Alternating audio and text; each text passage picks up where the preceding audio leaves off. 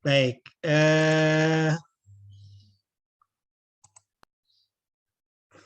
udah kelihatan ya? Ya Ustaz. Jelas, jelas.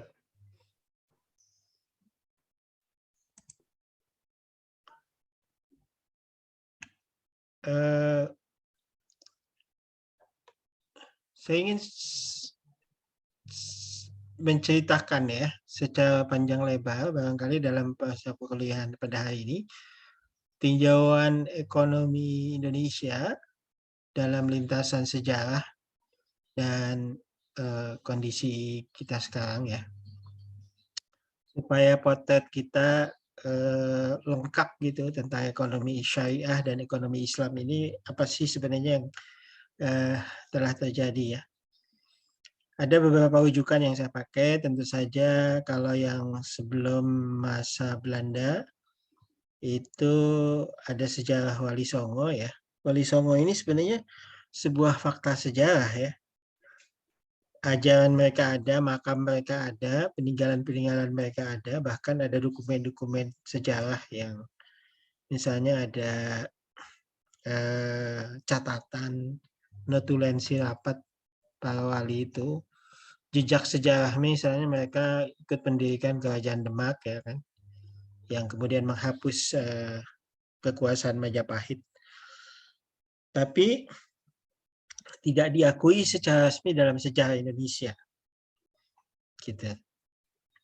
Alasannya karena banyak sumber yang mungkin tidak sinkron atau bertolak belakang dan sebagainya. Tetapi itu sebenarnya bukan alasan. Ya. Alasan yang utama adalah karena sejarah kita dituliskan oleh Belanda, orang yang menjajah kita. Nah ini yang mungkin perlu kita luruskan di masa depan. Bagaimana mungkin sejarah kita ditulis oleh orang yang menjajah kita. Gitu. Seperti misalnya teori Islam Gujarat, itu lebih banyak disokong oleh Belanda ini. Stockholm-nya terutama. Karena dalam konteks melemahkan perjuangan Islam di Indonesia. Jadi pada abad ke-14 itu memang terjadi perang antara Turki Utsmani dan Portugis di tahun 1400-an ya. 1400-1500 di Gujarat di daerah India. Dan Turki Utsmani itu kalah. Nah, kekalahan itu kemudian membuat bangsa-bangsa barat itu kemudian bisa menjelajah ke timur. Jadi pada mungkin Anda pernah mendengar penaklukan Al-Fatih Konstantinopel, itu 14 berapa itu? Nah, setelah itu, Konstantinopel itu adalah salah satu pusat perdagangan dunia saat itu. Nah, setelah takluk ke dunia Islam, dunia Barat kemudian lari ke timur mencari sumber-sumber rempah-rempah. Kemudian mereka ingin langsung mengakses ke India. Ya, gitu. Nah, kita tahu bahwa India itu dulu dikuasai oleh Kesultanan Islam ya. Selama 600 tahun India itu dikuasai Kesultanan Muslim. Meski sebagian besar rakyatnya belum convert. Basically mungkin sepertiganya yang menjadi Muslim, 2/3-nya belum Islam, masih Hindu sebagian besar. Sampai hari ini ya. Nah porsi itu kemudian berkurang karena yang Muslimnya kemudian misah menjadi Pakistan dan Bangladesh ya. Sehingga kemudian yang India aslinya sekarang itu Muslim tinggal mungkin 15%. Meskipun itu jumlah yang besar, kalau nggak salah 100 jutaan lebih. Nah, ketika Portugis dan bangsa-bangsa Barat menyerang, melakukan peperangan dengan Turki di India, di Laut Hindia itu, dan kemudian kalah, maka kemudian terbukalah perdagangan rempah-rempah dari timur, termasuk juga ke tanah air ini. Jadi orang Eropa datang ke negeri kita itu dalam rangka mencari rempah-rempah dan juga sumber perdagangan lain. Nah, Belanda secara sengaja menempatkan teori bahwa Islam Indonesia itu dari Gujarat dengan tujuan untuk menunjukkan bahwa Islam di Indonesia itu Islam kalah gitu, Islam hasil kekalahan yang dari Gujarat lari ke Indonesia. Padahal teori itu sangat lemah dalam artian Gujarat itu India itu mazhabnya Hanafi, sementara Islam di Indonesia itu Syafi'i, mazhab yang waktu itu tersebar sangat luas di Mesir, kemudian di Jazirah Arab ya. Mekah dan Madinah juga mayoritas waktu itu Syafi'i. Agak aneh kalau misalnya kita belajar Islam dari Gujarat, sementara mazhabnya beda. Itu teori yang sangat aneh, ya kan? Sama aja kita belajar bahasa Sunda sama orang Jawa gitu kan. Karena fikih itu penting, ya kan, seperti bahasa dalam agama gitu. Jadi ini sangat tidak masuk akal teori itu. Nah, ya. Kemudian mereka juga mengatakan Islam ke Indonesia di abad ke-14 itu juga tidak masuk akal karena bukti-bukti sejarahnya tidak demikian. Itu jauh lebih awal. Kemudian ekonomi Indonesia itu ditulis dalam lisan sejarah ini ditulis oleh Prof. Budiono ya. Prof. Budiono menulis sejak zaman company, sejak zaman VOC. Nah, nanti saya kutip. Kemudian aspek dari ekonomi dunia saya kutip dari seorang profesor dari Harvard University, Profesor Niall Ferguson. Dia menulis tentang The Action of Money, Financial History of the World. Oke. Saya ingin jelaskan sedikit. Nah, ini tolong dipahami ya.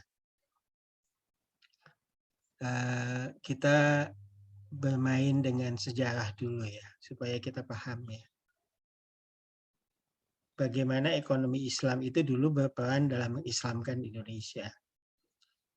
Jadi kita tahu di Jawa khususnya. Kalau di Barus itu lebih awal lagi di abad kedua Hijriah. Barus itu di Sumatera Utara, kemudian Samudra Pasai kan juga sudah menjadi kesultanan Muslim di abad ke-11. Nah ini di abad ke-10 ya, yaitu Fatimah binti Maimun. Di Gresik itu ada sebuah makam Fatimah binti Maimun. Tahun 1082 wafatnya. Artinya Islam itu sudah ada di Indonesia. Dan Islam itu sudah ada di Indonesia, tetapi dia berada di pesisir, terutama di utara Jawa ya. Di Jawa itu, di Gresik sudah ada makam orang Muslim. Masalahnya adalah karena pada saat itu Majapahit sedang kuat-kuatnya. Jadi Majapahit itu 1293, 1527, bisa kita lihat masa rentang Patih Gajah Mada yang kuat itu 1290-1364. Nah,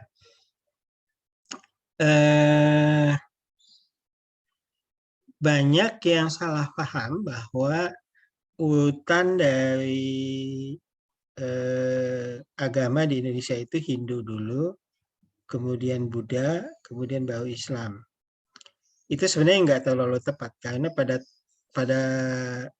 satu titik ada irisan di mana Hindu dan Buddha itu saling bersaing, saling berperang, yaitu kalau mau lihat bukti sejarahnya, lihat aja Candi Borobudur ya. Candi Borobudur itu lebih duluan daripada Candi Prambanan. Sementara Candi Borobudur itu Candi Buddha, Candi Prambanan itu Candi Hindu. Dan Prambanan lebih muda daripada Borobudur. Artinya setelah Buddha, Hindu berkuasa lagi. Itu juga menandakan sebuah pergumulan yang kemudian membuat Nusantara, khususnya Jawa, Porak-Poranda, yaitu peperangan di antara mereka. Yang kemudian ada yang dikenal sebagai peperangan Paregreg, ya.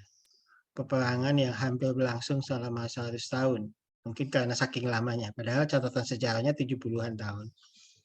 Itu yang membuat Jawa kemudian centang perenang, rakyat tersiksa, karena kalau perang kan rakyat yang paling duluan sengsara, ya.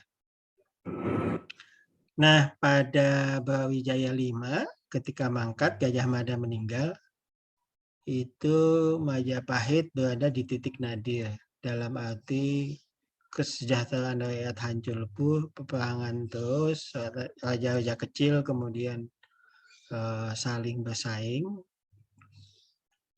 Pada titik itulah Brawijaya VI. Pada masa-masa akhir itu ada fenomena yang unik, ya. Jadi para petinggi Majapahit itu senang memperistri orang asing. Jadi beristri orang asing itu sesuatu lah. Jadi karena kan itu kerajaan global, ya. Nah, salah satu Brawijaya VI itu istrinya adalah seorang putri dari Campa yang waktu itu sudah Islam. Dan si putri ini punya adik yang menikah dengan seorang Muslim, namanya Maulana Malik Ibrahim. Jadi Maulana Malik Ibrahim ini menikahi adik dari istri Brawijaya VI, ya. Yang dia kemudian karena punya pengalaman administrasi dan juga punya keahlian dalam irigasi, maka didatangkan ke Jawa dan menjadi solusi gitu. Jadi ini memang seorang tenaga ahli yang didatangkan dan juga membawa misi waktu itu keagamaan. Nanti saya akan panjang lebar. Tapi konteks sejarahnya adalah Majapahit itu kemudian 1 abad setelah wafatnya Maulana Malik Ibrahim juga closing, kemudian berdiri Kerajaan Demak, ya. Kerajaan Demak salah satu promotornya adalah Sunan Kudus. Sunan Kudus. Sunan Kudus itu saya lupa nama aslinya, tapi karena beliau kelahiran dari Palestina dan Palestina itu dulu namanya Al-Quds, maka Ja'far Shadiq. Ja'far Shadiq, ya. Ya. Kemudian menamakan kotanya jadi Kudus, ya. Kemudian pada saat itu Batavia VOC Belanda, ya, kapal-kapal dagang Belanda sudah masuk ke Banten 1596. Kemudian VOC berdiri 1602. Jadi bikin konsorsium lah para pedagang Belanda yang ekspedisi itu. Kan saya sudah jelaskan tadi setelah Turki Utsmani kalah di Lautan Hindia, saya lupa nama perangnya. Kemudian orang Eropa jadi bisa masuk.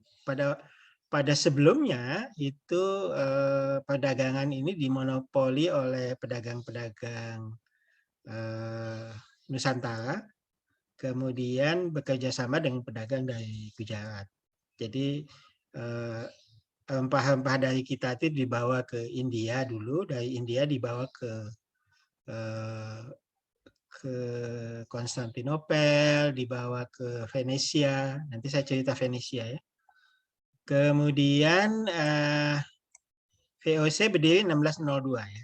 Mereka kemudian bangkrut tahun 1800. Nah, 1800 dilanjutkan oleh Belanda. Jadi kita itu tidak dijajah Belanda sejak 1602, tapi dijajah oleh sebuah perusahaan namanya VOC. Nah, baru pemerintah Belanda mengambil alih VOC tahun 1800 karena 31 Desember 1799 VOC bangkrut. Nah, setting internasionalnya adalah Perang Salib. Jadi ketika Paus Urbanus II mengobarkan Perang Salib, ya, dia mengajak seluruh jamaat Katolik di Eropa dengan mengatakan kalau mau kunci surga saya kasih, tapi Anda harus berjuang untuk tanah suci lah, kira-kira begitu. Ini antithesis dari sebetulnya ada maksud tersembunyi ya. Jadi di akhir milenium 1, jadi di tahun 1000-an, sebenarnya ada paus yang lulusan sebuah universitas Mesir, Maroko. Jadi universitas pertama di dunia itu didirikan oleh seorang wanita tahun 870-an, Fatimah Al-Fihri. Itu di kota Fes, Al-Qarawiyyin ya, Universitas Al-Qarawiyyin. Jadi ada penguasa di daerah Al-Maghribi, Maroko, itu punya 2 putri. Yang pertama, putri yang pertamanya menjadi penguasa kekuasaan dan mendirikan kota Fes, kota yang sangat indah. Nah, adiknya kemudian membuat universitas pertama di dunia. Luar biasa ya, di dunia Islam pada saat itu universitas saja didirikan oleh wanita. Jadi bukan Al-Azhar. Al-Azhar itu tahun 1100. Dan universitas pertama di Eropa itu tahun 1290, hampir abad ke-13. Di Italia. Oxford itu baru tahun 1300-an, ya, setelah itu Cambridge. Jadi model universitas sebetulnya itu dari dunia Islam. Jadi dalam perang salib ini mereka terjadi perebutan Palestina, Al-Quds diperebutkan, ditaklukkan kembali oleh Salahuddin Al-Ayyubi 1993. Nanti 1470 Konstantinopel yang gantian ditaklukkan.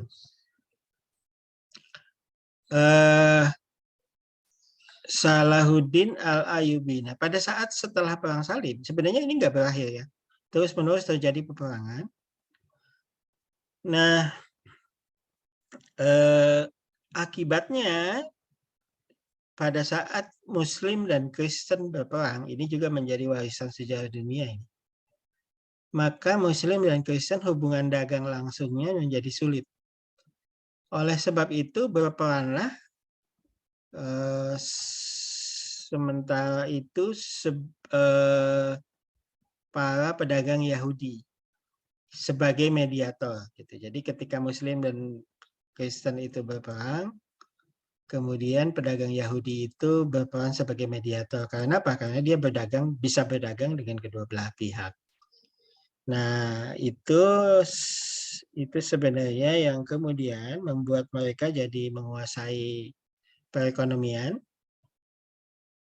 terutama di pusat ekonomi dunia saat itu, yaitu di Venesia. Nanti kita cerita kenapa Venesia itu jadi pusat ekonomi dunia setelah dari dunia Muslim, mungkin sekitar Konstantinopel dan Istanbul sekarang ya. Jadi kan dulunya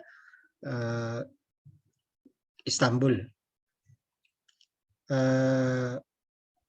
Konstantinopel maksud saya. Konstantinopel ditaklukkan oleh dunia Islam, kemudian center of economy itu pindah ke Venesia. Kenapa Venesia? Karena dia memang posisinya strategis, berada kalau ke kiri sedikit dunia Katolik, Kristen, ke kanan sedikit dunia Islam, dunia Balkan, Turki. Kemudian sejarahnya dulu karena Venesia itu negara ya, dulu kan di Italia itu kota-kota kecil itu semua negara kota kayak Singapura. Jadi Venesia itu memang punya hubungan sejarah dengan Andalusia Spanyol, Muslim ya. Ada pernikahan dan segala macam, sehingga kemudian Venesia itu dianggap netral, baik oleh Islam maupun Kristen. Bank pertama di dunia itu berdiri di dekat Venesia, namanya Florencia, oleh keluarga Medici tahun 1397. Ini pakai bunga yang pertama. Sebelumnya tidak dikenal transaksi yang memakai bunga. Kemudian orang Yahudi menyebarkan itu hampir ke seluruh dunia. Dan kita tahu VOC masuk ke Indonesia 1602 dan mereka di Amsterdam. Jadi ketika orang-orang Yahudi dari Venesia diusir, mereka larinya ke Amsterdam. Nah, Amsterdam menjadi pusat keuangan dunia dan disitulah VOC go public. Jadi menjual sahamnya ke publik. Go public itu apa? Go public itu adalah sebuah proses musyarakah yang diinstitusionalisasikan dan dibuka. Jadi gini, musyarakah itu diambil dari kaum muslimin. Nanti saya jelaskan bahwa instrumen lain juga diambil dari kaum muslimin. Tapi secara masif diterapkan di Venesia. Dalam bahasa Itali, dalam bahasa Venesia ini disebut colleganza. Colleganza itu ya musyarakah. Nah, kenapa Venesia bisa maju? Itu karena mereka membuat crowdfunding. Musyarakah dalam arti yang terbuka. Crowdfunding. Kalau biasanya kan musyarakah itu tertutup, kongsian beberapa orang. Nah, ini dibuat terbuka sama dia. Jadi siapapun bisa ikut gitu. Dalam konteks itu negaranya membuat aturan yang ketat supaya proses musyarakah ini bisa dipercaya. Jadi negara menjamin proses itu, pengawasinya. Nah, makanya dalam konstitusi negara Venesia itu dari 58 ayat Undang-Undang Dasar Negara Venesia, 3 ayat berkenaan dengan colleganza, dengan musyarakah, betapa pentingnya transaksi itu. Nah, ketika para pedagang Yahudi dari Venesia diusir, mereka kemudian lari ke Amsterdam.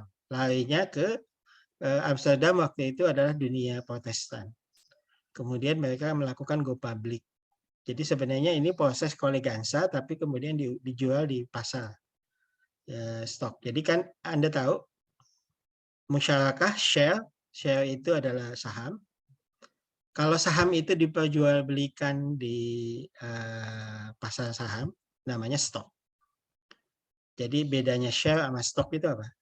Kalau share itu perpindahannya tertutup, kemudian atas nama. Kalau stok itu dilakukan secara terbuka dan prosesnya di atas unjuk.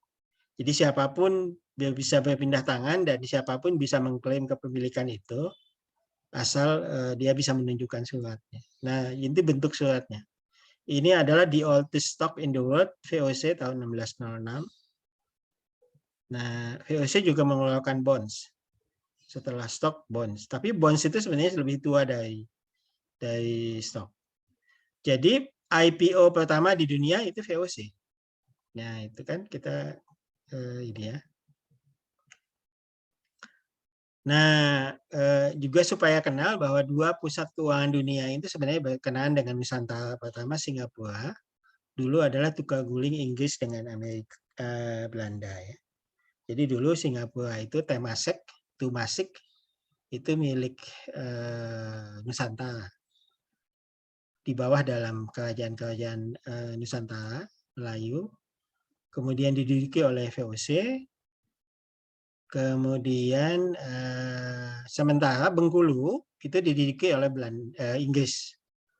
Makanya di Bengkulu ada Fort Marlborough. Marlborough itu sebuah kecamatan di kota London. Itu punya Inggris dan dikuasai oleh Raffles kan, makanya bunga Rafflesia dari Bengkulu.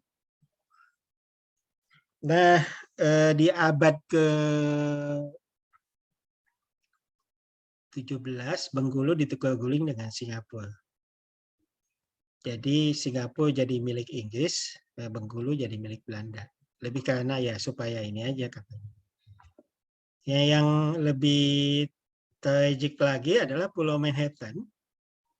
Pulau Manhattan dulu dikuasai oleh VOC. Kemudian namanya adalah New Amsterdam. Nah, sementara dulu Inggris menguasai sebuah pulau penghasil pala. Namanya Pulau Rune di Banda. Nah, Pulau Rune ini begitu penting karena Raja James VI dari Inggris itu ketika dinobatkan, itu mengatakan saya adalah penguasa, Anda mungkin tahu ya, England, Scotland, Ireland, and Rhode Island. Jadi Pulau Rhode itu disebut sebagai daerah kekuasaan Raja James dalam pelatikannya. Nah itu kan berarti penting pulau itu. Nah waktu itu pala harganya sama kira-kira dengan emas lah. Kemudian pada perjanjian Breda ini daerah Perancis ya. Di Perancis tahun 1667 Pulau Rhode itu ditukar dengan Manhattan. Jadi Manhattan jadi milik Inggris, Pulau Rhode jadi milik Belanda. Dulu Manhattan itu namanya New Amsterdam. Sekarang New Amsterdam itu tetap sebuah daerah di Pulau Manhattan, tapi skupnya, jadi kalau Manhattan itu kota New York, New Amsterdam itu satu kecamatan di di kota New York ya. Nah daerah New Amsterdam itu dibentengin dulu, punya benteng, dan di pinggir benteng itu ada jalan. Jalan itu disebut Wall Street. Udah tahu ya. Jadi Wall Street itu adalah sebuah jalan di mana di situ dulu terletak benteng Belanda New Amsterdam. Gitu. Itulah sejarah.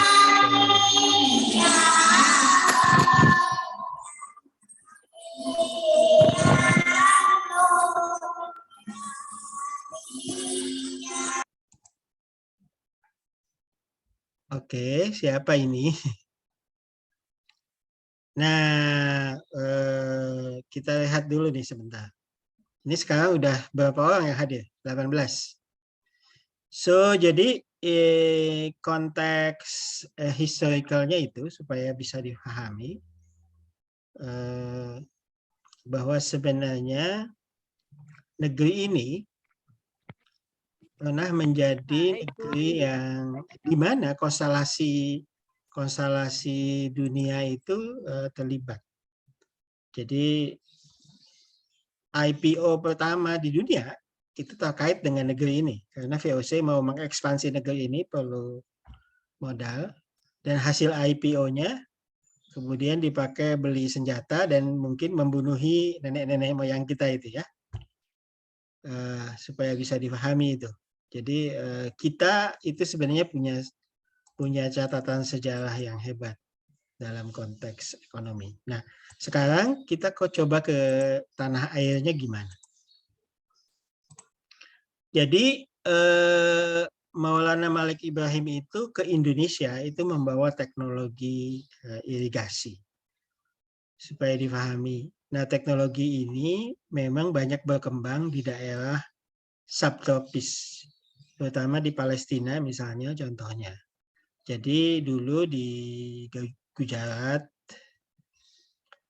Nah, ini teori Islam Gujarat itu sebenarnya terkaitnya dengan ini. Jadi pada saat itu dulu Maulana Malik Ibrahim pernah belajar teori irigasi itu, kemudian dia mengembangkannya di Gujarat. Nah, dari Gujarat teori teknik irigasi itu dibawa ke tanah air.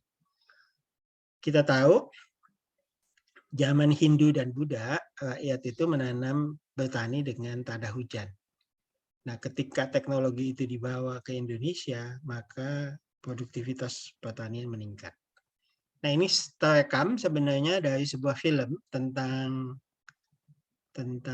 ini film tentang apa?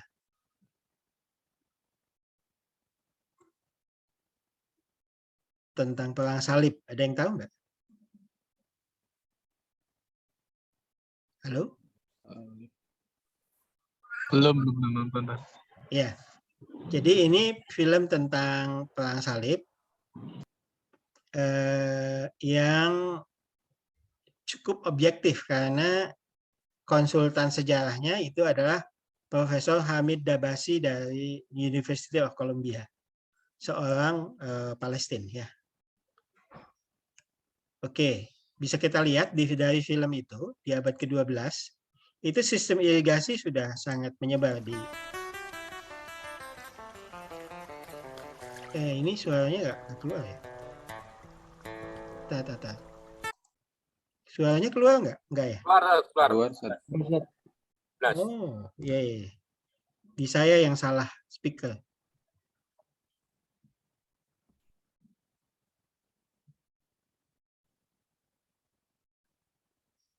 Kok nggak keluar di saya sebenarnya?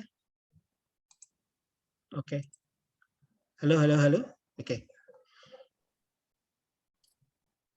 Oh, salah ini ya. Mikrofonnya sontek. Assalamualaikum. Oke.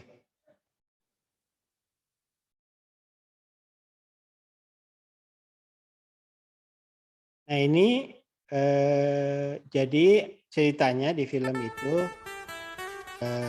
Obelin,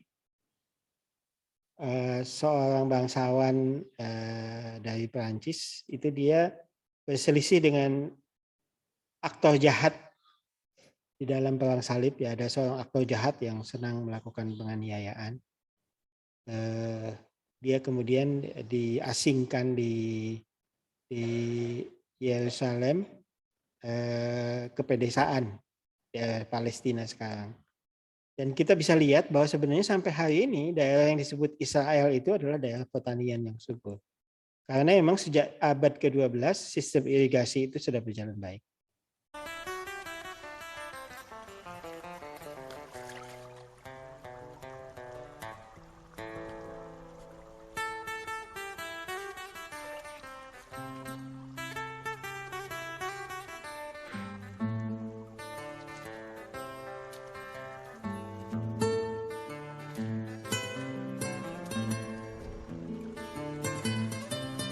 Dilihat ya. Jadi adegan film ini memang hasil riset sejarah. Dan ini memang menunjukkan bahwa pada tahun 1200-an ketika terjadi perang salib itu daerah itu memang sudah jadi daerah pertanian. Nah, sekarang kondisinya seperti ini. Negara Palestina maupun ini terutama Israel itu adalah negara pertanian juga. Supaya bisa ketahui ya. Dan ini masih ada salah di sininya.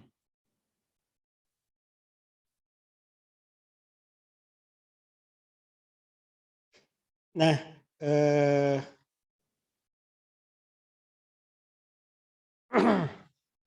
tadi saya cerita sedikit bahwa Maulana Malik Ibrahim itu datang ke Jawa, kemudian menyebarkan Islam sambil menyebarkan pertanian, irigasi, terutama sistem irigasi.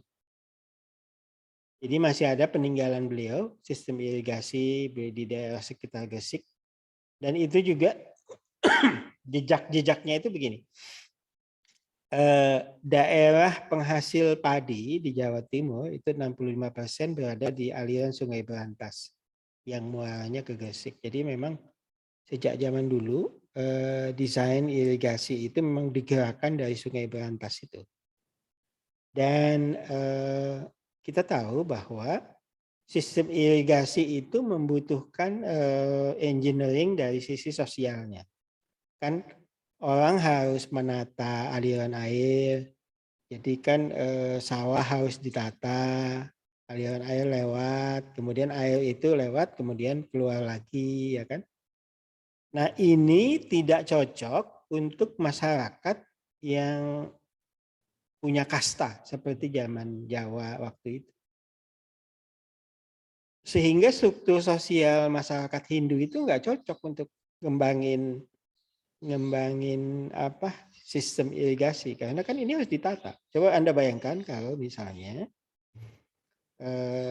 dalam sistem irigasi yang ini kastanya lebih tinggi, yang sebelah sana kasta rendah. Mau nggak orang yang kastanya lebih tinggi dilewatin airnya ke sana gitu?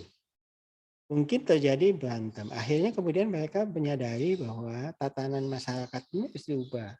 Kemudian mereka harus bekerja sama. Dalam bekerja sama itu kemudian mereka ngumpul-ngumpul sambil belajar agama. Jadi proses berjamaah dan lain sebagainya. jadilah Indonesia itu convert ke Islam di tengah-tengah Jawa ke tengah itu, ke dalam itu ketika masa itu. Jadi ini yang harus disadari oleh kita sekarang, bahwa proses dakwah itu terjadi secara masif ketika masyarakat juga bertransformasi secara ekonomi. Mereka kemudian menjadi lebih makmur. Kemudian ketika masyarakat ditransformasi juga budayanya. Gitu loh. Nah, jadi pendekatannya memang tidak semata-mata fikih, tapi juga pendekatan mulai dari ekonomi dengan pertanian ini, juga kemudian kultur masyarakat diubah, strata sosial diubah, infrastruktur sosial juga diubah dan lain sebagainya. Nah, ini terbukti dari alat-alat dakwah yang ditemui. Saya mau tunjukkan ya bahwa wali pada masa-masa berikutnya itu kemudian membuat tema pertanian ya menjadi salah satu cara dakwah. Misalnya batik. Pada zaman Hindu, batik di Jawa itu sama dengan di Bali. Ada gambar anjing, gambar kambing, gambar ayam. Kemudian dia berubah menjadi sebuah batik yang menggambarkan mosaik abstrak sebagaimana tradisi Islam. Ini juga tembang ini sebenarnya merupakan sebuah bukti bahwa pada saat itu Sunan Kalijaga menyebarkan agama Islam dikaitkan dengan pertanian. Bisa lihat aja lagu ininya, tembangnya.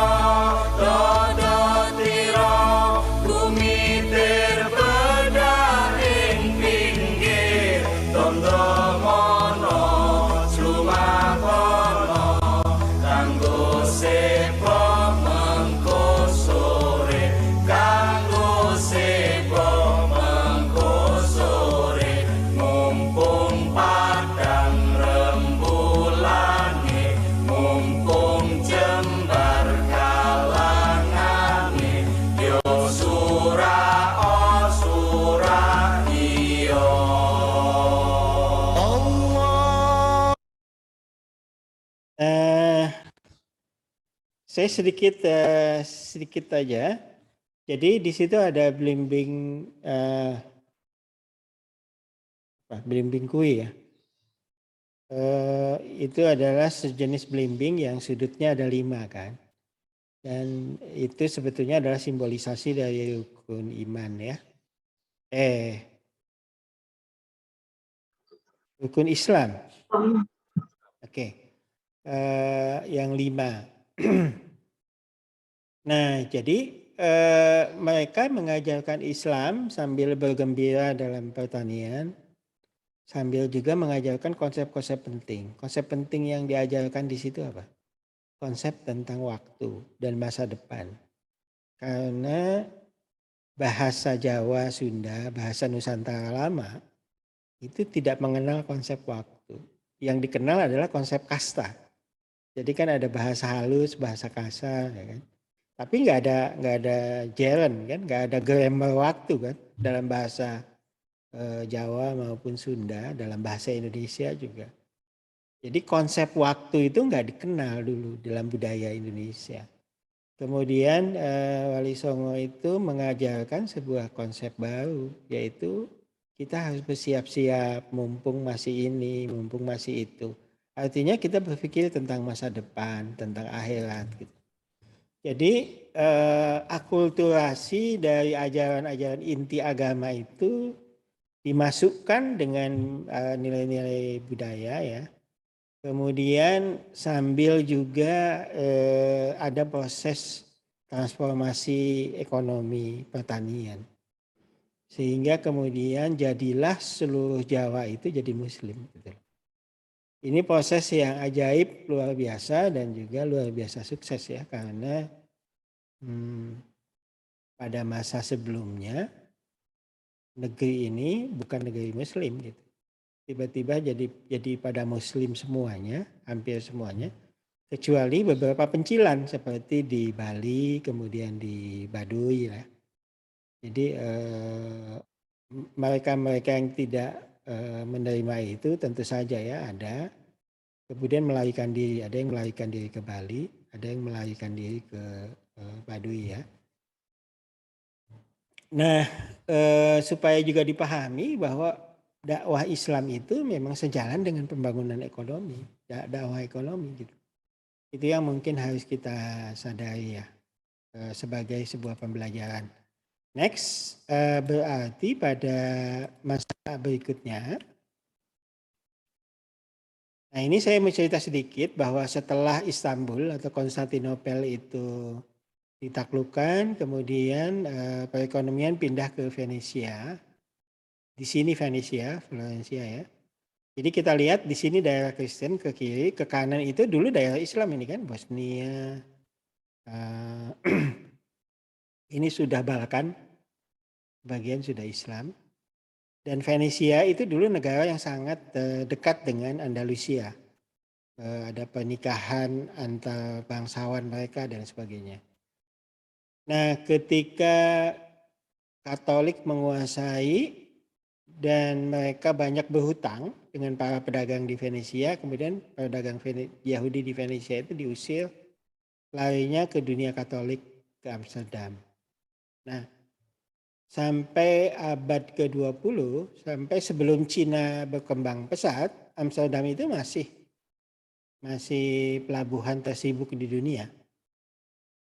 Baru-baru aja posisinya digantikan oleh Beijing, Shanghai, dan lain sebagainya ya. Jadi Amsterdam adalah pelabuhan tersibuk di dunia. Juga kalau lapangan udara juga tersibuk ya. Salah satu tersibuk di dunia sekarang. Jadi ini memang hub perdagangan. Nah dari Amsterdam kemudian banyak berkembang ke Amerika ya. Nah saya mau cerita sedikit.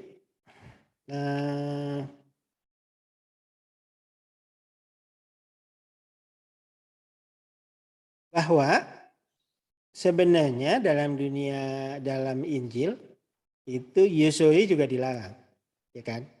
Cuman mereka mengatakan bunga bank itu tidak sama dengan usury. Nah ini bisa jadi karena begini, karena mereka kan interpretasi agama dipegang oleh Vatikan. Dan ternyata penguasa Vatikan salah satunya adalah Medici family yang punya bank pertama di dunia. Dan dari Medici family ini ada sekitar 4 orang paus. Pope Leo, Pope Clement, Pope Pius, dan Pope Leo 11 itu lahir dari keluarga Medici. Ini bukunya kalau Anda tertarik sejarah.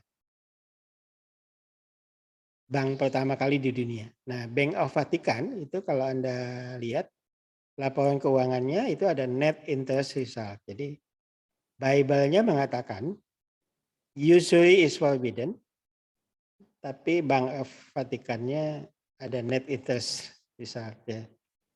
Ya itulah, jadi interpretasinya memang jadi ini, jadi lain ya.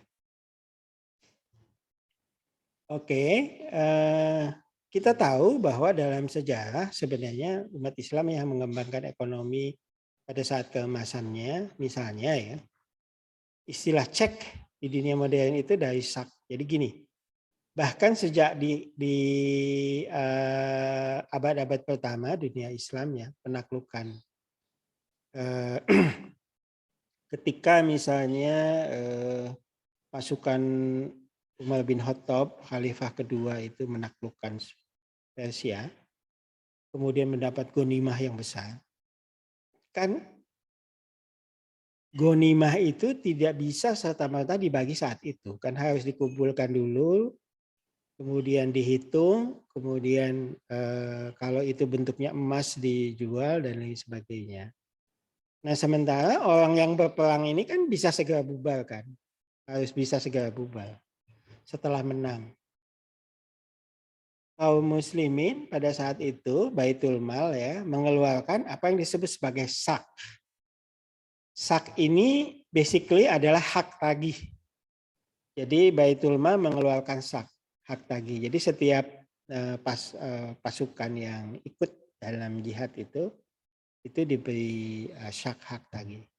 Orang-orang yang kaya tentu tidak menagih itu, tapi mereka yang membutuhkan pada saatnya dia akan datang ke Baitul Mal kemudian menagih bagian dari ghanimahnya. Nah itu datangnya mungkin sekian bulan setelah peperangan. Jadi ini sak itu hak tagih. Nah jamaknya sak itu adalah sukuk. Seperti sekarang. Jadi sak itu singular, pluralnya adalah sukuk. Kemudian pada saat muslimin berekspansi ke seluruh dunia, misalnya sebagai contoh sahabat Sa'ad bin Abi Waqqas radhiyallahu anhu ya. Beliau dalam masa kekhalifahan itu sampai Khulafaur Rasyidin ya. Dalam masa hidupnya yang 88 tahunan kalau nggak salah. Itu sudah 2 kali membuat ekspedisi ke Cina. Ya, Sa'ad bin Abi Waqqas ini terkenal sampai masjidnya ada di Cina. Umur 20 tahun sudah dijamin masuk surga. Sa'ad bin Abi Waqqas. Tapi kalau saya 20 tahun dijamin masuk surga, sisanya mungkin saya rebahan aja. Nah, beliau enggak. Beliau kemudian dakwah terus sampai wafatnya umur 80-an dan ekspedisi ke seluruh dunia, termasuk ke Cina 2 kali. Nah, pada titik itu para pedagang muslim membuat sebuah modus perdagangan dari sak ini. Jadi ibaratnya gini, pedagang dari Baghdad itu kalau ke Shanghai misalnya, waktu itu Guangdong ya, Guangzhou yang maju ya, itu mereka nggak usah bawa uang, karena kan uang itu bisa dirampok kan. Uang waktu itu kan emas ya. Jadi dia menitipkan emasnya, uangnya ke seorang pedagang yang dipercaya di Baghdad. Kemudian pedagang dari Baghdad ini mengeluarkan sak, hak tagih, dipegang oleh dia, kemudian nanti dibawa ke Guangzhou. Di Guangzhou, sak itu ditunjukkan dan koneksi dari pedagang dari Baghdad itu akan mengeluarkan sejumlah emas yang diminta. Itulah yang jadi cek gitu loh. Anda tahu sejarah cek itu begitu? Ya kan? Jadi betapa umat Islam itu membuat financial instrument berdasarkan kepercayaan. Ya kan? Jadi kan terjadi proses kepercayaan. Seorang pedagang yang kompeten dan sangat terkenal di Baghdad berkolaborasi dengan rekan dagangnya di Beijing. Mereka kemudian bekerja sama seperti menjadi bankir. Ngerti nggak? Nanti kalau ada orang yang bawa sak dari saya, bayarkan aja.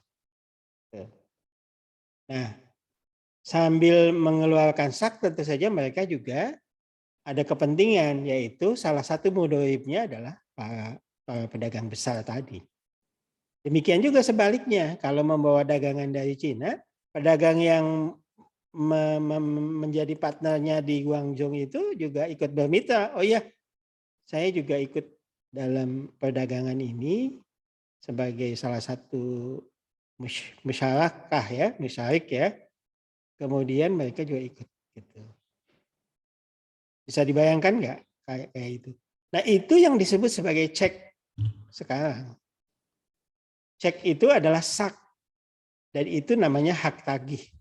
Itu dikembangkan dari dunia Islam sejak lama, bahkan sejak abad pertama Hijriah sebagai sebuah mekanisme untuk membayar ghanimah. Jadi kan nggak serta-merta kita berjuang berperang kemudian saat itu juga pulang bawa ghanimah gitu, enggak kan? Tapi kemudian membawa surat, panglimanya kemudian mengeluarkan hak tagih gitu. Nanti begitu mereka membutuhkan di kampung halamannya, dia datang ke Baitul Mal, kemudian itu ditukar dengan pangan ya, bahan-bahan pangan untuk keperluan hidup mereka. Nah, itu contoh dari financial instrument yang dikembangkan oleh muslimin. Yang kedua itu adalah shares. Share itu direct transliterasi dari syirkah dengan almost 100% same meaning, ya kan? Nah, ketika share itu diperjualbelikan di pasar terbuka, namanya menjadi stok, diperjualkan di pasar stok. Nah, sebenarnya sudah setengah terbuka di Venesia dengan nama kolegansa yang arti literasinya sama dengan musyarakah. Kolegansa itu musyarakah. Ya urun dana itu crowdfunding gitu. Jadi sebenarnya apa yang terjadi sekarang dengan fintech itu ya seperti balik lagi sejarah. Kemudian kompleks financial asset seperti futures. Kemudian option didevelop oleh umat Islam. Nah, ini pengembangannya itu begini ya. Jadi dalam sebuah hadis Bukhari 298 itu disebutkan ada sebuah hadis yang melarang jual beli ijon. Ya. Jadi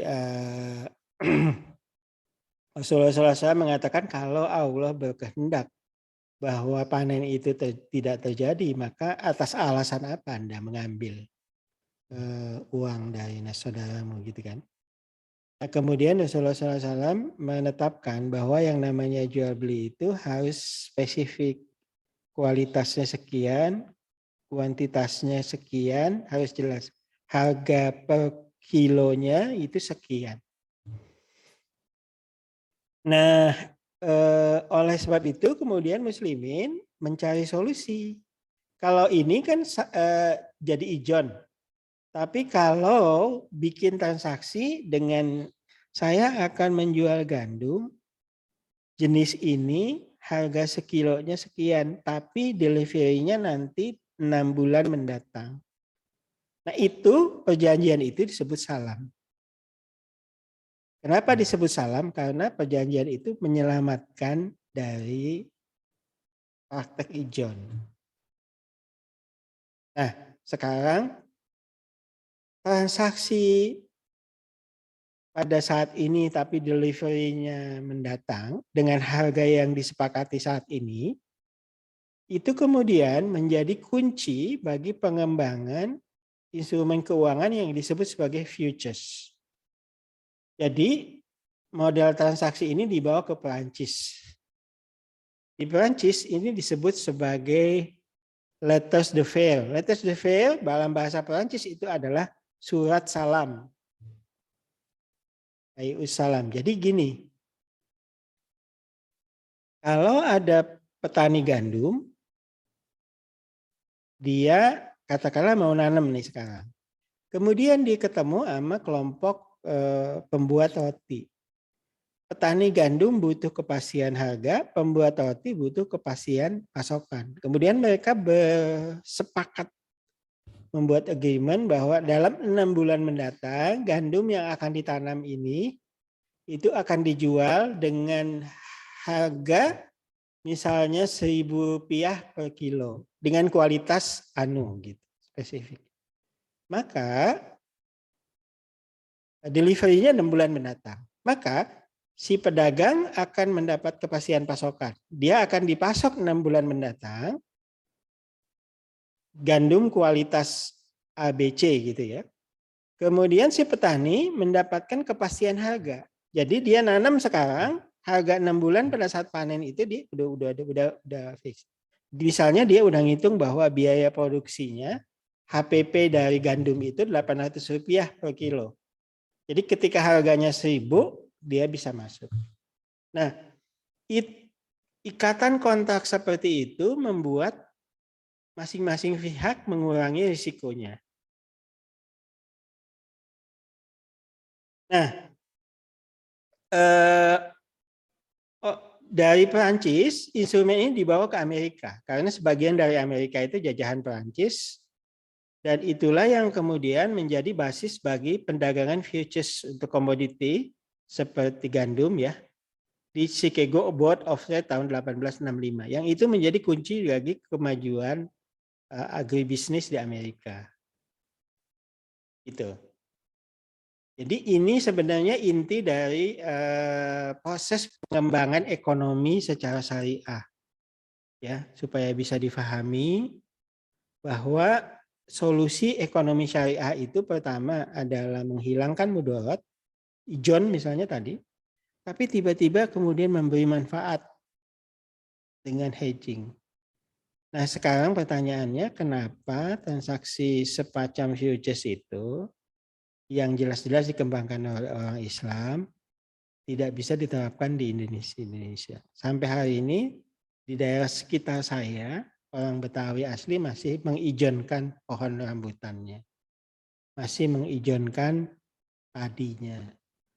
Sampai hari ini para petani begitu panen harganya jatuh dan kemudian mereka membuang tomat, sayuran ke jalanan. Nah pertanyaannya kenapa itu terjadi? Kenapa tidak bisa kita wujudkan futures market seperti yang muslimin lakukan 14 abad yang lalu? Coba kita tanya kepada kita masing-masing. Kenapa begitu? Kalau saya melihatnya adalah karena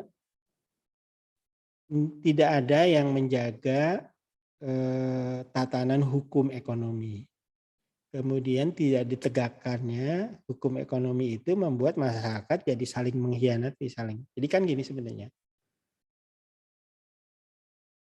Kalau Anda bikin transaksi salam, kalau yang terjadi di Indonesia, oke, saya akan jual rambutan saya nanti, kan yang terjadi sekarang, bahkan saat ini di sekitar saya itu adalah orang Betawi itu mengijonkan pohon rambutannya. Katakanlah kebunnya rambutannya. Dia mengijonkannya itu pada saat mereka butuh uang buat masuk sekolah bulan Juli. Padahal rambutan berbuahnya bulan November kan, musim hujan. Nah, mereka jual satu pohon 2 juta. Selesai. Padahal itu pohon bisa menghasilkan sampai 4 juta rupiah rambutan itu. Tapi mereka kepaksa. Masalahnya adalah kalau misalnya mereka melakukan transaksi salam, salah satu nanti digoda. Misalnya begini, oke, saya akan mendeliver 100 kilo rambutan. Ya, harganya 2 juta. Apa yang terjadi? 100 kilo rambutan berarti 1 kilo 20.000 ya. Apa yang terjadi? Misalnya ternyata penjualnya besok-besok didatengin orang, Pak, saya jual ke saya aja 22,5. Ya dia jual, padahal dia sudah janji sama orang bahwa itu akan dijual 20.000 kepada orang yang tertentu, kan gitu. Jadi para pihak ini tidak menjaga amanah. Pasar futures ini itu bisa dijaga kalau para pihak itu menjaga amanah. Persoalannya amanah itu adalah akhlak muslimin atau bukan? Iya, tetapi tidak ada di kalangan Islam sekarang ini kan. Itulah kenapa pasal itu tidak bisa dibentuk di negeri ini. Karena amanahnya udah hilang. Amanahnya sudah hilang. Pasal futures kayak gitu, itu memang hanya bisa dibentuk dalam sebuah masyarakat yang menjaga amanah. Anda transaksi hari ini, bahkan bisa bayar hari ini, tapi delivery-nya 6 bulan mendatang. Coba. Dia harus disiplin, kualitasnya sekian. Bahkan kalau perlu, kalau misalnya ternyata hasil panen sedikit, dia kemana-mana nyari untuk memenuhi janji itu. Bahkan kalau perlu dia membeli lebih mahal dari harga jualnya, sebagian yang kurang itu, untuk memenuhi janjinya. Kan gitu. Nah, kan nggak terjadi seperti itu masalahnya. Nah, pertanyaan ini mungkin terlupakan. Jadi dalam konteks membangun keuangan syariah di negeri ini, fondasi dari akhlak perdagangan, akhlak muamalah yang sesuai dengan syariah, yang fondasinya adalah penjaga amanah tadi, itu lupa dibangun. Jadi yang diperkenalkan itu transaksi-transaksi, lembaga keuangan, ya kan? Tapi lupa bahwa sebenarnya itu tuh harus dilandasi dengan sikap amanah tadi. Yang itu yang paling utama sebenarnya. Oke, sebelum saya terusin, ada pertanyaan nggak? Ustaz. Ya, silakan. Untuk yang pertama, jazakallah Ustaz, ini sangat membuka ya bagi saya yang background-nya teknik dengan sejarah ekonomi dari awal sampai akhir tadi. Yang terkait salam Ustaz. Jadi kesimpulannya tadi mungkin yang saya tarik mungkin tidak terjadinya salam di budaya ekonomi di Betawi mungkin ya tadi disampaikan itu karena memang sistem perekonomian syariah itu sebenarnya penopang dari sifat amanahnya masyarakat setempat. Betul. Jadi kalau sistem itu berbeda dengan tadi yang ada di Prancis ya. Ada di Prancis, kemudian itu memang mereka basically sudah punya budaya amanah, tetapi dalam transaksinya mengandung resiko-resiko. Nah itu dianulir dengan konsep salam. Artinya sistem syariah itu mensupport masyarakat yang amanah. Ya. Tapi kalau di Betawi itu memang tidak bisa disupport karena basicnya memang belum amanah. Apa seperti itu saja, Afan? Mungkin salah logikanya. Ya, kita harus merebut kembali itu warisan dari kaum muslimin. Tapi mereka menerapkannya dengan sukses, sementara kita sampai hari ini susah menerapkannya. Bahkan pasar futures di Indonesia itu tidak berkembang. Malah memperdagangkan komoditi dari luar dan tidak dimaksud untuk dagang komoditi gitu ya. Ada pasar futures di Indonesia ada. Pak Pepti kan. Jadi yang terjadi sekarang memang jadi transaksi 90% mungkin spekulasi ya. Bukan dimaksudkan sebagai sebuah mekanisme transaksi yang sebenarnya yang seharusnya ketika pasar itu pertama kali dikembangkan. Memang sih saya juga harus mengakui bahwa pasar futures itu lama-lama jadi kotor. Mungkin 80%-nya isinya spekulasi. Karena 80%-nya itu tidak bermaksud untuk berjual beli barang, tapi ikut serta dalam proses up and down-nya harga aja. Itu yang terjadi di dunia sekarang. Tapi itu karena memang ekonomi tidak dikelola secara Islam. Tapi yang sangat disayangkan adalah kita kaum muslimin di Indonesia itu menderita. menderita karena instrumen keuangan yang dulu dikembangkan oleh masyarakat Islam itu bisa menjadi kunci kesuksesan orang lain, sementara kita sendiri tidak bisa menerapkannya. Kenapa? Itu karena itu tadi mungkin tidak terjadi trust satu sama lain, tidak tercipta. Coba sekarang para petani ya, para petani tomat begitu panen, produksi booming, semua kan panen. Kalau pertanian itu satu panen semua panen kan. Dan kalau panen bersamaan, harga pokok produksinya 10.000, harga jualnya jadi 6.000. Akhirnya banyak orang membuang tomatnya ke jalanan kan, daripada mereka jual jadi rugi kan gitu. Nah ini sampai hari ini kan kejadian di negeri ini yang mayoritas Islam itu. Jadi ini juga yang saya juga ingatkan ya. Jadi pembelajaran dari sejarah itu ya, kalau boleh saya singkat pertama, bahwa dakwah Islam di Indonesia yang berhasil ini, saya sebut berhasil karena apa? Karena Islam itu pernah menguasai anak benua India secara politik 600 tahun. Tapi 2/3 penduduknya nggak convert. Islam juga pernah sangat berjaya, bahkan sudah duluan ada di Cina. Tapi sebagian besar penduduknya juga tidak convert. Tapi di negeri ini Islam bisa mengkonvert hampir semua penduduknya. Kenapa? Karena dakwah itu dibarengi dengan reformasi ekonomi. Itu yang pertama. Kemudian diikuti dengan reformasi budaya. Ya kan? Gitu. Jadi kenapa kemudian terjadi transisi yang damai? Gitu.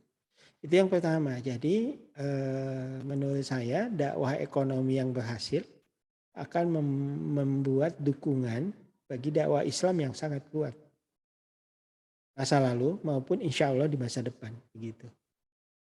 Jadi Islam menjadi solusi. Dakwah Islam itu jadi solusi. Yang pertama itu. Yang kedua adalah kita harus membangun nafas Islam yang lebih, ibaratnya gini loh. Keuangan Islam itu memang dasar utamanya adalah amanah tadi. Saling percaya, saling bisa dipercaya. Nah, ini yang mungkin agak kurang di masyarakat muslimin yang ada di Nusantara, sehingga transaksi-transaksi yang seharusnya bisa dibangun, seperti transaksi salam di masa lalu di dunia Islam, itu bisa terjadi. Nah ini harus bisa kita bangun kembali, karena itu menjadi kunci dari kemajuan pertanian, bahkan di Amerika, gitu, bahkan di Eropa, bahkan di Jepang, gitu. Jadi instrumen keuangan salam itu kemudian diadopsi ke seluruh dunia. Sayangnya di dunia Islam, instrumen yang merupakan warisan dari muslimin ini tiba-tiba tidak bisa diterapkan ya, karena mungkin kesadaran dan ininya. Jadi memang ini tantangan bagi kita semua. Dakwah ekonomi Islam itu memang luas ya, dan mendalam, termasuk juga dalam konteks menjaga keamanan. Oke, saya ingin, ini kan sejarahnya ya. Ini sekilas saja, jadi pada saya lanjutkan ya. Ketika datang ke Banten 1596 ini kantor pusat VOC di Amsterdam. Dulu, ini sekarang menjadi perpustakaan kalau nggak salah. Dulu mereka memonopoli, menguasai teritori ya, yang memecah belah. Misalnya kalau Sultan Banten itu berantem sama anaknya, nanti anaknya deketin, dimodalin, disuruh melawan bapaknya. Begitu anaknya sudah berhasil melawan bapaknya, kemudian dia disodori inilah. Itu yang terjadi misalnya dengan Amangkurat I ya. Jadi misalnya ada 2 calon raja di Mataram. Nah, Ratu Kulon itu punya anak. Ratu Wetan punya anak juga. Ratu Wetan punya anak Amangkurat I. Nah, kemudian si Ratu Wetan yang dibujuk-bujuk, dia kemudian menguasai istana, sehingga Amangkurat I lah yang jadi raja. Nah, ketika Amangkurat I jadi raja, dia kemudian membunuhi ulama sekitar 5.000 orang. Nah, itu kan. Itu yang terjadi di negeri ini kan. Kemudian mereka melakukan tanam paksa. Tanam paksa, kemudian menentukan harganya. Habis itu kemudian mencetak uang. Jadi mereka memaksa kita menanam lada misalnya. Setelah itu mereka cetak uang, uangnya dipakai buat beli komoditi kita. Gitu. Mencetak uang itu kan. Kemudian memungut pajak. Jadi pajaknya natura. Misalnya habis itu kita dipaksa nanam tebu. Sampai hari ini jutaan orang di Jawa masih tergantung dengan tebu ya. Ganti dari lada menjadi tebu misalnya. Karena gula saat itu sedang menjadi emas di dunia. Nah, kita misalnya menyetor 100 kilo tebu. Nanti dipajakin langsung natura. Jadi yang dibayar mungkin cuma 80 kilo. Karena pajak 20%, yang dibayar 80 kilo. Udah 80 kilo, harga per kilonya mereka yang menentukan juga. Nah, dulu komoditi yang salah satu yang ini adalah misalnya kopi ya. Kopi, ketika Belanda bawa kopi ke Indonesia, sebenarnya yang mengenalkan kopi itu Muslimin kan. Kemudian Turki Utsmani mengenalkan kopi, kafe ke Eropa. Kahweh kan, kahweh. Kahwah ya. Kahwah itu menjadi kafe, tapi Belanda yang membawanya ke Jawa, dan kata Belanda, mereka bingung ketika kopi itu ditanam di Indonesia, mereka bilang nggak ada tuh kopi di seluruh dunia yang seenak ini. Makanya Java Coffee itu kemudian menjadi kopi yang paling mahal dalam auction di seluruh dunia di tahun 1600-an. Nah, pada saat itu rakyat Jawa Barat dipaksa nanam kopi. Nah, karena merasa diperlakukan tidak adil, ada seorang petinggi Sunda yang memberontak dari Cianjur ya, yang disebut sebagai Dalem itu, yang keturunannya adalah Kiai Abdullah bin Nuh itu. Kemudian membakar seluruh tanaman kopi, dan setelah itu ya Belanda nyerah lah. Nah, akhirnya kemudian kopi sedikit sekali sekarang berada di Jawa Barat. Diganti teh waktu itu. Nah, kemudian mereka menguasai Indonesia sebagian ya. Pada 30 Desember 1799 mereka tutup buku bangkrut karena korupsi. Nah ini. Jadi sebenarnya kalau korupsi itu susah diberantas di Indonesia, itu karena memang kita belajar sebelum belajar yang lain itu belajar korupsi dulu dari Belanda. Sudah sejak 1600-an. Susah memang ya. Jadi di situ mungkin karena kejauhan dulu. VOC bangkrut, kemudian penjajahannya dilanjutkan oleh Belanda. Nah, kemudian Belanda melakukan industrialisasi dan mengenalkan pendidikan Barat. Nah, pendidikan Barat ini sebenarnya juga sebuah cara untuk menguasai Indonesia. Jadi bangsawan dulu dididik secara Belanda supaya jadi pegawai Belanda. Jadi memang sistem pendidikan kita ini memang diarahkan untuk jadi pegawai. Nggak boleh jadi pemimpin. Familiar ya? Dan pendidikan kita itu diajarin banyak hal, menjadi pintar tapi nggak boleh punya inisiatif, tidak boleh menjadi entrepreneur, dan tidak boleh menjadi leader. Kira-kira begitulah sistem pendidikannya. Kok familiar ya? kok masih berakar gitu sampai sekarang sistem pendidikan itu. Kemudian melibatkan swasta dalam investasi. Jadi mulai dari perkebunan, industri, kereta api.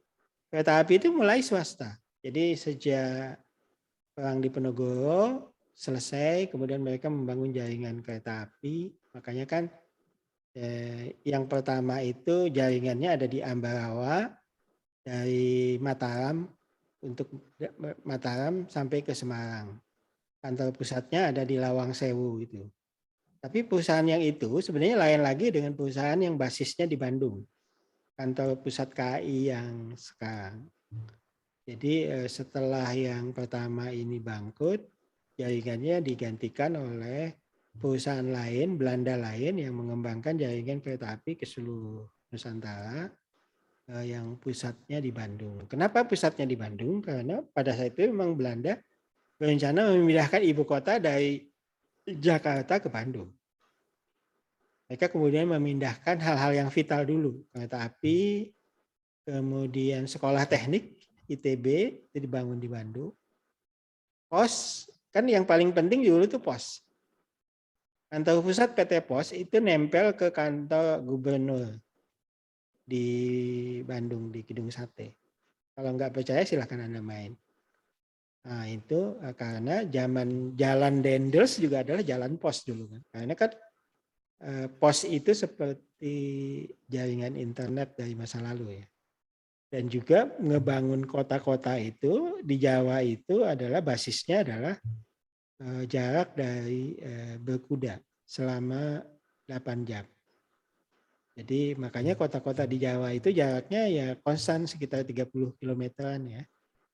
Atau 30 atau 40 kilometer. Jadi setengah hari berkuda dengan tercapai, kemudian kudanya istirahat, besoknya dilanjutkan lagi.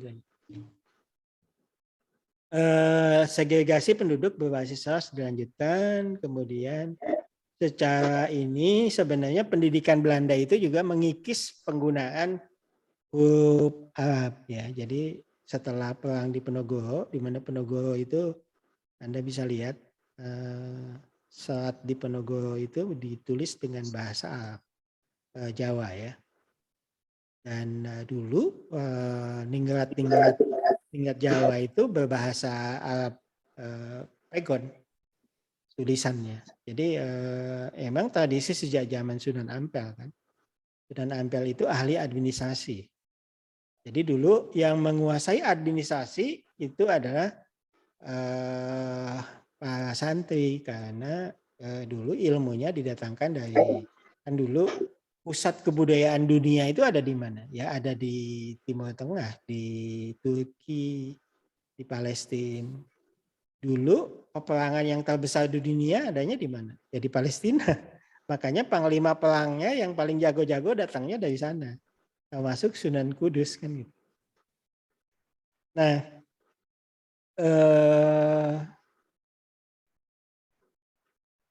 kemudian interaksi muslimin dengan dunia Islam internasional dibatasi. Nah ini, tapi kenapa kemudian tokoh-tokoh pergerakan itu datang dari mereka-mereka yang belajar di Tanah Suci ya.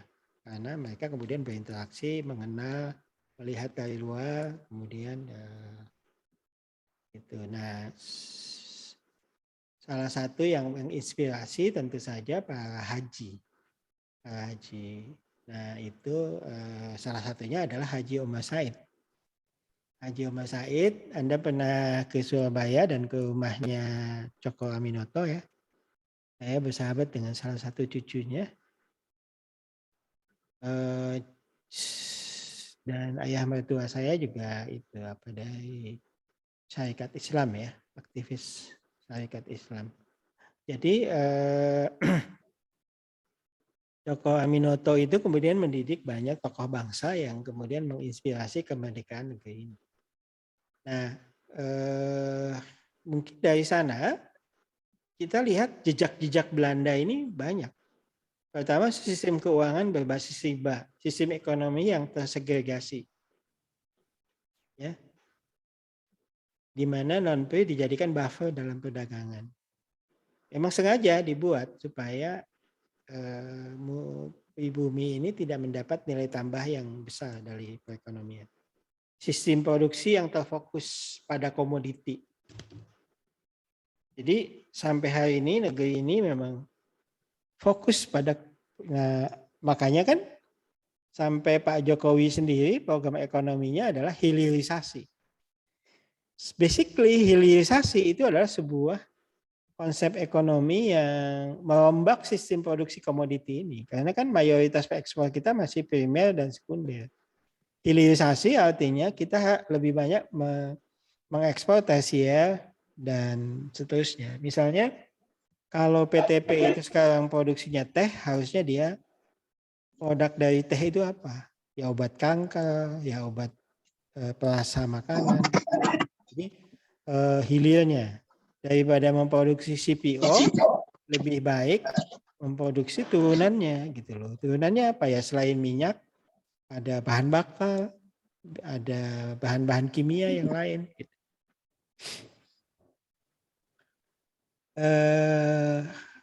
Ini kita punya warisan utang juga dari Belanda. Bisa kita lihat ya sebentar.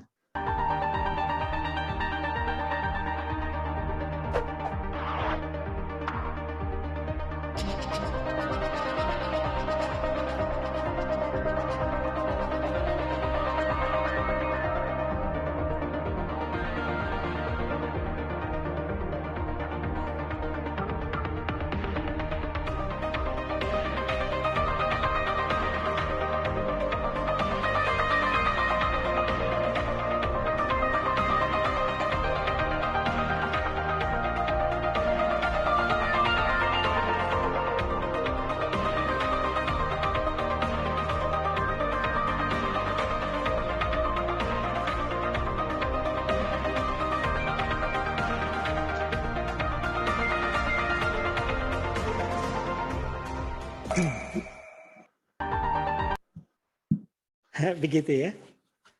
Oke, baru tahu sekarang ya. Kemudian Bung Karno sebenarnya punya rencana pembangunan semesta berencana ya. Sayang banyak hal beliau nggak jalan karena lebih banyak di politik. Kita banyak gangguan, terutama setannya itu adalah orang-orang komunis itu yang jadi setan dalam kemerdekaan kita. Mereka kemudian menghijack segala macam yang memecah belah dan ya pada akhirnya mereka juga nggak sabar membunuhi para ulama dan akhirnya diganyang rame-rame oleh masyarakat ya. Tetapi sebenarnya Bung Karno punya warisan ekonomi yang baik. Misalnya ada undang-undang pokok agraria yang sampai sekarang belum bisa dijalankan, yaitu yang land reform itu, pembagian tanah. Sampai terakhir Pak SBY membuat undang-undang agraria revisinya. Sampai Pak Jokowi bisa bagi-bagi tanah katanya segala macam, tapi juga susah dijalankannya. Kemudian undang-undang perjanjian bagi hasil itu yang tentang ini ya, hasil bumi ya. Kemudian badan-badan hukum pada saat zaman Bung Karno. Nah ini kalau kita ingin warisan Belanda, ini ada orang yang namanya dulu Oei Tiong Ham. Itu adalah orang terkaya di Asia Tenggara. Tahun 1924 meninggalkan warisan 200 juta gulden. Tapi tahun 61 seluruh asetnya disita oleh pemerintah Indonesia karena anak-anak keturunannya melakukan manipulasi pajak dan seluruh asetnya dikuasai sekarang oleh Raja Wali Nusantara Indonesia. Dulu adalah orang terkaya di Asia Tenggara.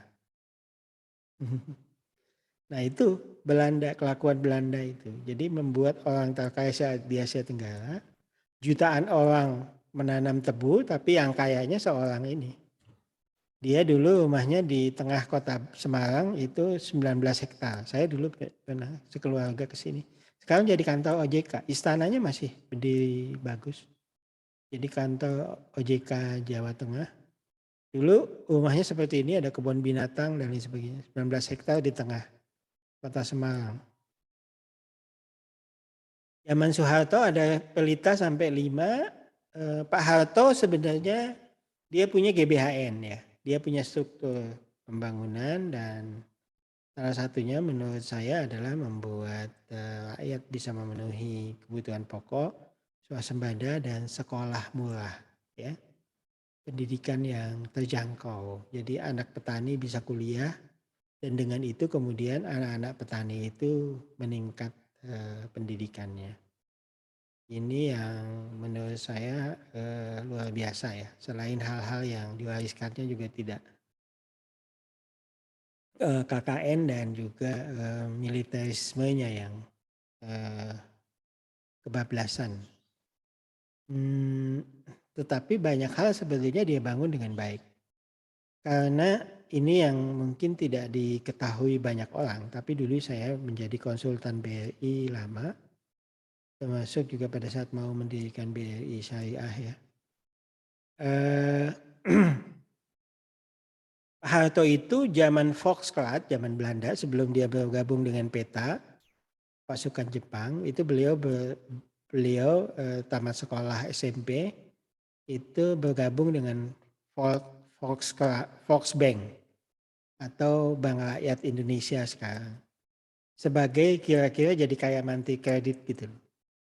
Jadi dia pernah dalam suatu waktu sebentar lah mungkin sekitar 1 tahunan itu jadi kayak mantri kredit di BRI. Kemudian tugas dia adalah mendengar kebutuhan masyarakat. Makanya dia kan mendengar kebutuhan petani ini itu, kemudian menyampaikannya ke Volksbank. Makanya dia senang gitu kalau mendengar kelompok capil itu seperti dia bernostalgia di masa muda. Gitu. Jadi dia memang punya basic untuk mengembangkan ekonomi masyarakat, terutama pertanian. Gitu. Jadi dia pernah bekerja di bank. Kemudian, nah ini zaman SBY, di akhir masa pemerintahannya Pak SBY membangun sebuah konsep ekonomi namanya MP3EI, pembangunan koridor ekonomi berdasarkan keunggulan dan potensi strategis masing-masing wilayah. Jadi ada visi Indonesia 2025, inisiatif strategis MP3EI. Nah kalau Anda bertanya, Pak Jokowi bisa bangun tol laut, bangun bandara sana sini, bangun jalan tol sana sini, kajiannya dulu dari mana? Sebenarnya kajiannya itu udah ada dulu. Kajiannya disebut sebagai MP3EI, zamannya Pak SBY. Itu strategi utamanya apa? Ini adalah koridor ekonomi, kemudian konektivitas nasional, dan kemampuan SDM dan iptek. Nah, yang dilupakan adalah seingat saya dulu yang harus dikuatkan duluan tuh ini iptek dan SDM ini supaya kemampuan produksi kita kuat, kemudian konektivitasnya diperkuat. Kalau konektivitas dibangun sebelum kemampuan iptek dan SDM ini kuat, produksi kuat, maka yang terjadi adalah kita dibanjiri oleh produk dari luar negeri. Kita jadi pengimpor. Ini dia. Ya, ini nawacita dari 9 janji mungkin 1,5 yang terwujud, yang 7,5-nya dilupakan. Kemudian ada yang ke-10 dan 11 ibu kota baru dan kereta cepat. Nah, sebudeting ya teman ya. Tapi ya inilah yang dijanjikan oleh beliau. Ini yang terjadi, utang kita menumpuk setiap tahun nambah 400 triliun, kewajiban utang dan bunga juga sama 400 triliunan. Defisit makin lama makin naik. Itu. Nah ini. Infrastruktur memuluskan penetrasi barang impor. Karena apa? Karena konektivitas itu dibangun sebelum penguatan kemampuan SDM dan itu. Konsep aslinya ini, saya tahu konsep aslinya karena saya pernah ikut dalam beberapa FGD-nya ketika ini dibangun. Dan ini sebenarnya bukan hal yang baru. Jadi supaya Anda ketahui ya bahwa konsep aslinya itu, kemudian disitulah disebutkan di sini harus ada bandara, di sini harus ada pelabuhan, di sini harus ada jalan tol. Itu. Ini siapa ya? Saya waktu masih muda ya. Ini dulu warisan dari VOC yang kaya raya itu dikelola orang Indonesia melalui sebuah PTPN Holding. Nah, PTPN-nya sekarang annual report-nya mengatakan defisit mereka 1 tahun 1,39 triliun. Jadi kalau dulu perkebunan dikelola VOC, mereka kaya raya, menjadi perusahaan terkaya di seluruh bumi. Sekarang dikelola orang Indonesia, ruginya 1,39 triliun setahun. Ya, begitu deh. Nah, kita sekarang harus kembali kepada apa yang mau kita lakukan ke depan. Menurut saya ke depan pertama kita harus memperkuat sistem ekonomi yang sesuai dengan syariah. Jadi pembangunan syariah ini akan selaras dengan pembangunan sesuai Pancasila dan UUD 45 karena Pancasila dan UUD 45 itu konsepsi umum. Implementasi intinya ya harus pakai syariah karena kan transaksinya pakai mudharabah, bagi hasil, jual beli, sebagainya. Nah ini pasal-pasal ini kan sifatnya umum. Implementasinya gimana? Cabang-cabang produksi yang penting bagi negara dikuasai oleh negara. Ini melalui BUMN. Sebesar-besarnya kemakmuran rakyat. Ya kan? Fakir miskin dan anak terlantar dipelihara oleh negara. Sekarang mungkin sangat sedikit. Ya kan? Ini dilaksanakan. Nah ini pertanyaannya. Kalau sistem ekonomi syariah diterapkan, justru ini yang paling duluan. Mekanisme ziswaf ini langsung direct attack nih. Negara mengembangkan sistem jaminan sosial bagi seluruh rakyat dan memberdayakan masyarakat lemah yang tidak mampu sesuai dengan martabat kemanusiaan. Negara bertanggung jawab atas penyediaan fasilitas pelayanan kesehatan dan ini yang disebut BPJS ya. Nah, sebagai penutup ya, sebagai diskusi kita. Problemnya apa sih gitu loh? Kita ini negara yang sangat luas, mempunyai air juga yang sangat banyak. Kok berasnya impor? Gulanya impor. Jagungnya impor. Buahnya impor. Kedelai impor. Apa yang belum saya sebutkan? Garamnya impor. Cabenya impor. Bawang putih impor. Kok bisa impor semuanya? Apanya yang salah? Ini ada yang keliru, mesti ada mismanagement di sini.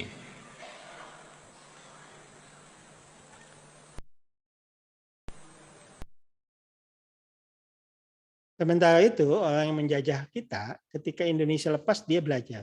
Gimana caranya bisa mandiri setelah Indonesia lepas.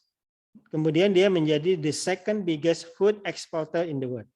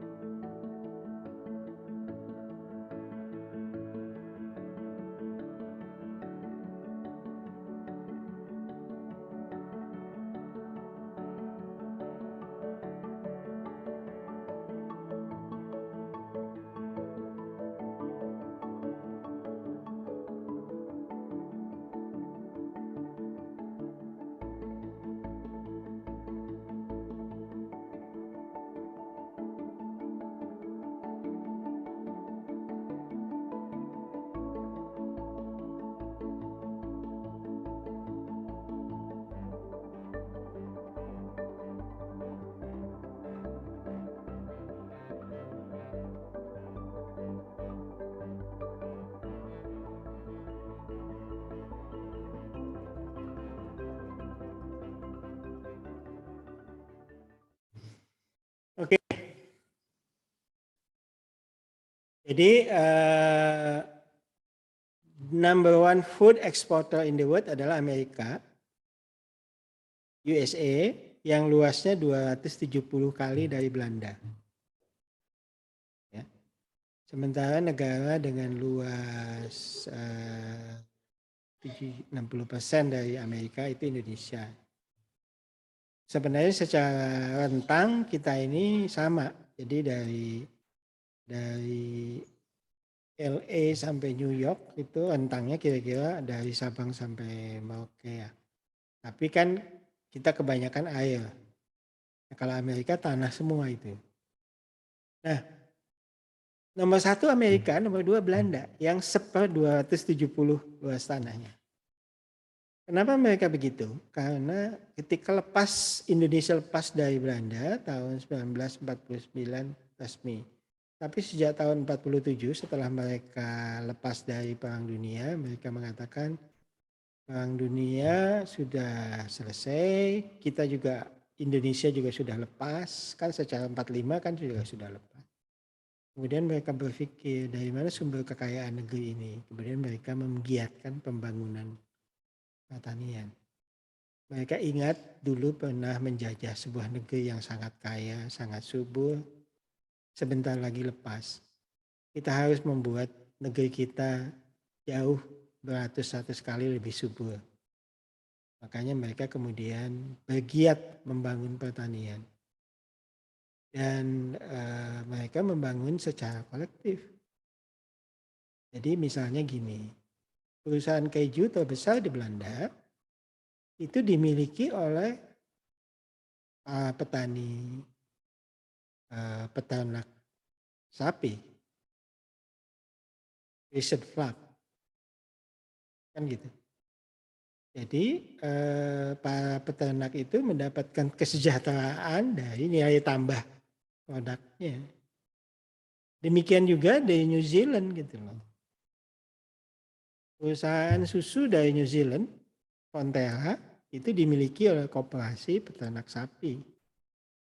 Nah, yang di Indonesia itu tidak bisa terjadi proses kolektif itu. Dulu Bung Hatta mendirikan negeri ini dengan konsepsi itu. Makanya pasal 33 itu hasil perjuangan beliau. Ekonomi didasarkan atas kekeluargaan itu sebenarnya. Jadi pabrik susu mestinya bukan Nestle tapi koperasi peternak sapi, ya kan? Properti itu tidak dimiliki oleh Sentul City, tapi para pemilik tanah di Babakan Madang berkumpul, kemudian membangun properti. Itu kan konsepsi masyarakat, kan? Gitu. Jadi pertanyaannya, gimana ngebangun ekonomi syariah ke depan? Ya kembalikan ke hitohnya.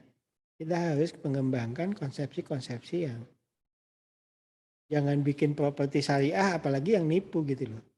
Tapi buat masyarakat bergabung secara kolektif, kemudian ngebangun properti yang mereka itu ikut memiliki tanahnya, ikut memilikinya. Nah itu kan prinsip dari masyarakat, kemudian title kepemilikan dan lain sebagainya. Jadi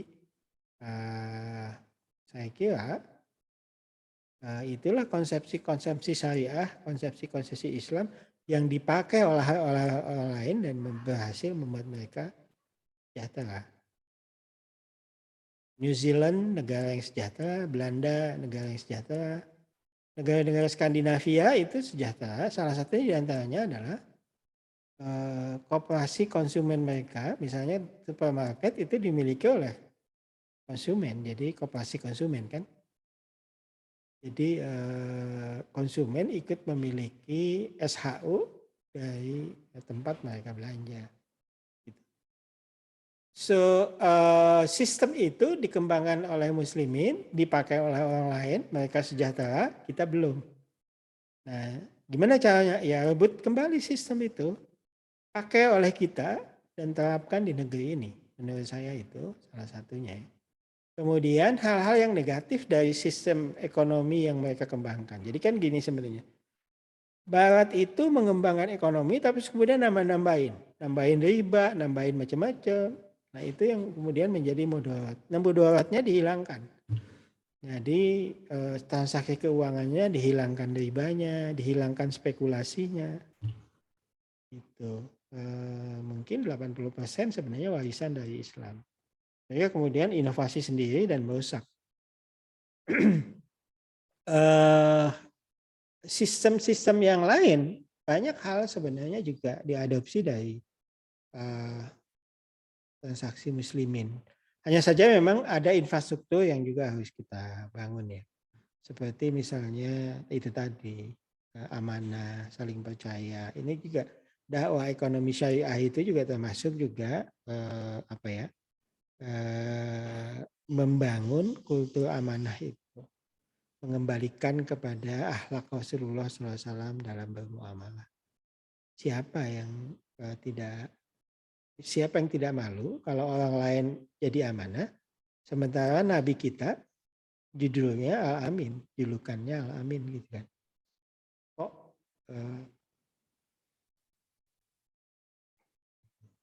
yang ikut sunnah Rasul malah orang lain? Apa kita nggak cemburu? Nah, kira-kira begitulah judul kuliah kita hari ini.